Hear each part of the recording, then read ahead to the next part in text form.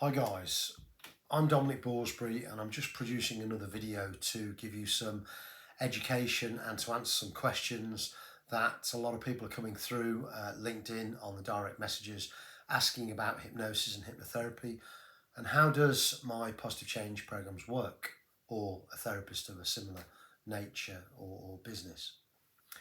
At the end of the day, your brain, okay, every single person's brain is different with a variety of experiences that you've downloaded and recorded.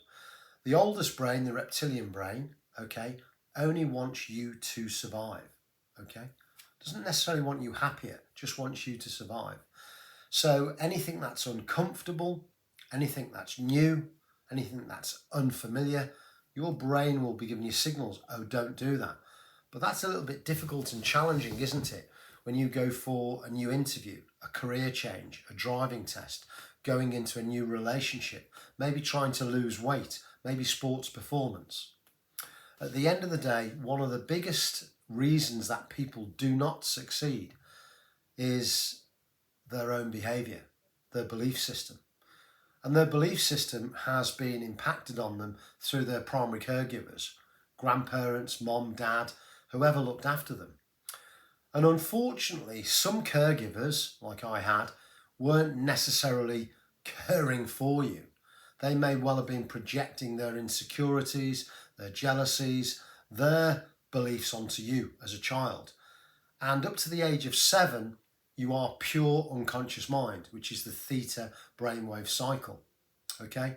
This is around 0 to 4 hertz cycles per second. This is a very slow brainwave cycle.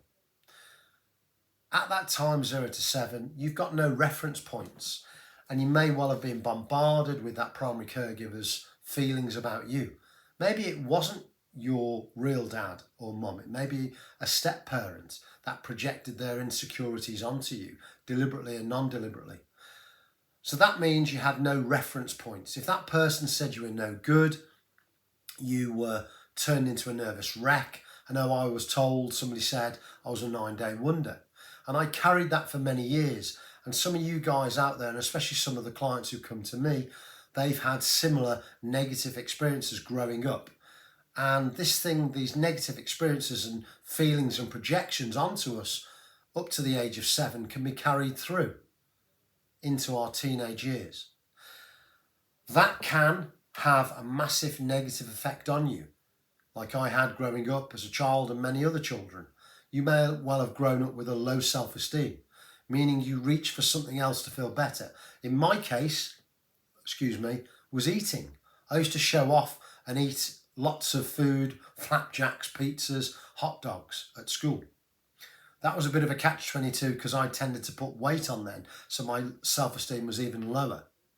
Anyway, as I grew up through school, your peers, your mentors, people come into your life, and even your parents actually lift you up, hopefully.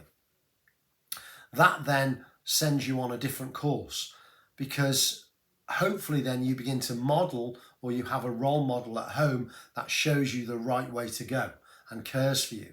At the end of the day, when somebody authentically loves you, they give you all of their time. They're not necessarily going to be resentful. And talking about resentfulness or being resentful, you can carry this with you because of a past experience. And you can carry this into a relationship as an adult. If you look up the work of John Bowlby, Mary Ainsworth, and The Strange Experiment, or The Strange Situation, it talks about attachment theory and how this is formed from, when you're a toddler. And this is all about relationships, and you form intimate and close bonds with your caregivers. But these relationships do not stop at that age. You may carry through a negative perception of yourself into adulthood. Maybe you're aware that you've had a couple, if not a few, negative toxic relationships, okay? And at the end of the day, what's the lowest common denominator? It's you. Yes, we can blame the other person at times, but I will state attraction isn't a choice. You will bring into your life somebody that you connect with and you're attracted to from an unconscious bias. You may well bring into your life the same mother traits or father traits that you couldn't stand, and you're trying to right a wrong from many years ago. Because as I've said before many times, we're all fixers, even if you're not a therapist.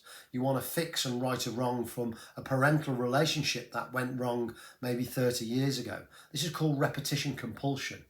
Okay, you're recreating or self-sabotaging to try and control those traumas that you had many years ago. Clients come to me with many experiences, and part of them, as I've just stated, or parts, have been holding them back. It may well be a self-hatred or a hatred for somebody else. And this negative feeling about yourself will project to somebody else. They either end up looking after you, okay, or they end up abusing you physically or mentally. So clients come to me to let go of a part of themselves that's deep down in their psyche, their unconscious mind, which is literally protecting them. And I might state, or I will state, that clients will not let go of that part or parts of themselves till the unconscious mind is sure, okay, that they've fully learnt the lesson from the past. So I'm explaining something to you now that your past can pollute your present in your current relationships. There will be a part 2 to this video. Hopefully you found it interesting and insightful. And there is light at the end of the tunnel. My clients, we get results and outcomes for them that they want, so they move into a happier relationship. They feel better about themselves. And one thing I want to add, you've got to love yourself before anybody else can love you. Take care.